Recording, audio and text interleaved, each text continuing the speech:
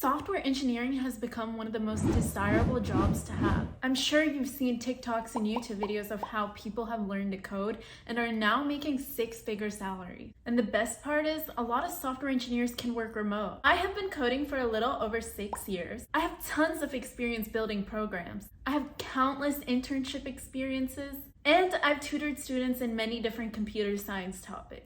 So with all this experience, I would have to know how to learn programming, right? In this video, I'm going to tell you how I would learn how to code today if I were to start over from scratch. The goal is to get you from a novice programmer to an expert. That way you can create your own applications or even code for a company. So I took some time and broke it down. Here's my whiteboard where I sat there and wrote it all out. So step 1, develop the right mindset. You want to be able to learn how to solve problems and think programmatically. This means understanding how classes work and what different data types are. You want to learn how to structure and represent problems using classes and data types. For example, let's say we have an object, such as a car. How would we represent a car using code? Well, in programs, you could create objects. In order to create these objects, you can use classes. So just like you have a car in real life, you can have a car class in your program. Just like a car has different things you can do in it, such as drive, brake, speed up, honk. Classes can also have functions attached to them, such as drive, brake, speed up. I can go more into depth with this, but there's so many resources already out there on the internet. Just browse through YouTube and learn about the concepts about object-oriented programming and learn how to represent everyday objects and problems programmatically. Step 2. Learn your first programming language. It's very important what first language you choose to learn. Some languages are easier to learn for beginners than other languages.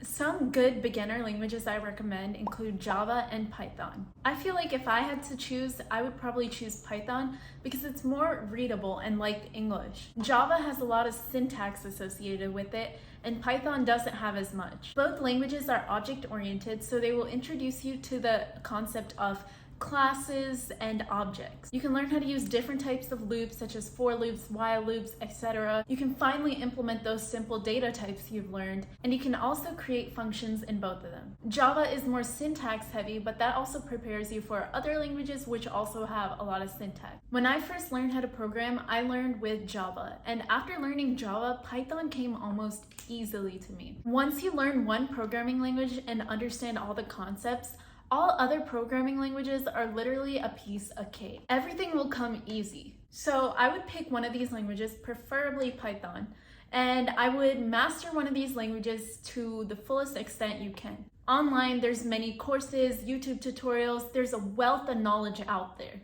So make sure to take advantage of it. Once you master one of these languages, you can move on to step 3, implement.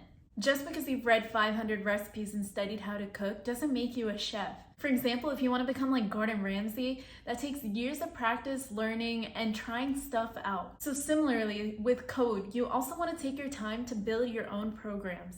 Take what you learned along the way and try it out and demonstrate your abilities. A lot of times, this could be just following the projects in tutorials and implementing them with your own twist. Do not copy the projects given in tutorials, otherwise you don't learn anything that way. A lot about learning how to code is trial and error. It's a normal process in coding to run into bugs and learning how to fix things, so you also want to be introduced to debugging and learning as you code.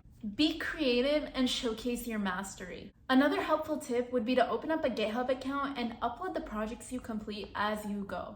This will be a great way to showcase your work and also demonstrate your abilities. So moving on to the next step. Step 4, learn data structures and algorithms.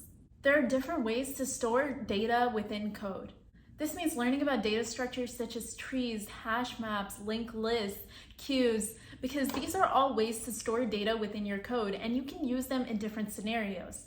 Studying algorithms will also show you how to build efficient code because you are looking at runtime and seeing which types of algorithms are best for completing certain tasks. This includes studying concepts such as merge sort, heap sort, breadth first traversal, depth first traversal. There's so many other algorithms that already exist for going through certain data structures.